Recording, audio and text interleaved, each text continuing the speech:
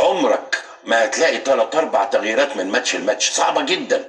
ممكن لاعب واحد وكبيرك قوي 2 لعيبة بس مش هيتغيروا كل مباراة، لظروف إصابة لظروف مش عارف ايه اجهاد بتاع، واحنا لسه بنقول يا هادي ده احنا اول 8 مباريات.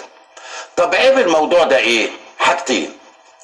الحاجة الاولانية الانسجام بتاع التلت الهجومي بيقل. انا النهارده لما بلعب وعلى يميني فلان وعلى شمالي فلان وقدامي فلان ولعبت 4 5 ماتشات ورا بعض بهذا هم زمايلي وانا عارفهم وكل حاجه، لكن جوه الملعب في المباريات الرسميه بتفرق. كل ما بنلعب مع بعض الانسجام بيزيد، بعملها كده وانا مغمض عارف ان ده جاي منين، وبعملها كده وبعمل كده وهكذا. يعني وصل الامر لو تفتكروا في موسم من المواسم قفشه ومحمد شريف كانوا مكسرين الدنيا، الاتنين كانوا بيلعبوا على طول مع بعض باستمرار، كان في ثبات في التشكيل، فكان قفشه وهو مغمض عارف محمد شريف فين وبيحطها له. لكن النهارده لما الاقي على يميني فلان وعلان والماتش اللي بعده الاقي ترتان وقتاء، لابد ان هيحدث نوع من انواع عدم الانسجام، ده امر طبيعي. ادي واحد.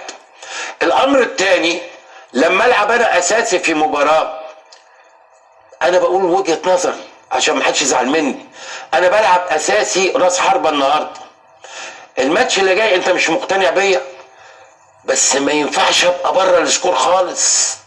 يعني ما ينفعش من اساسي لبره الدكه، من اساسي للدكه، يبقى ايه عندنا خطوه، بدل ما بقيت جوه الملعب بقيت بره الملعب. لكن ما بقاش جوه الملعب النهارده والماتش اللي بعده قاعد في بيتي، صعبه، صدقوني والله صعبه. احنا هنا خلي بالك مش زي الخواجات، ولو ان الخواجات بيتقمصوا برضه، لكن احنا هنا بنتاثر، عندنا جزء عاطفي جوانا. يعني عندنا مساله المشاركه بتمثل جزء عاطفي شويه، وانا عارف ان الكوتش ما عندوش ال 11 لاعب هو اللي يلعبهم، لكن لابد الجانب النفسي يبقى فيها مراعاه. ما بقولكش لو واحد لعب ماتش وحش وهو اساسي احطه اللي بعده، لا، وانت يعني وانت وجهه نظرك، لكن ما جيبوش من الملعب الماتش اللي بعده قاعد في بيته، عديه على الدكه، عديه على الدكه.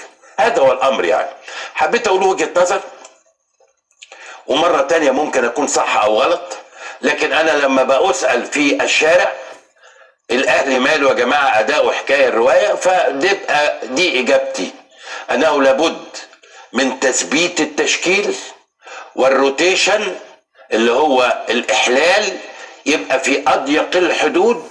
لما تبقى عندك لاعب زي مثلا مع لاعب محمد هاني مكان اكرم توفيق مثلا، ممكن اكرم يكون مجهد شويه، ممكن ماشي، لكن ما اعملش 4 تغييرات من مباراه لمباراه.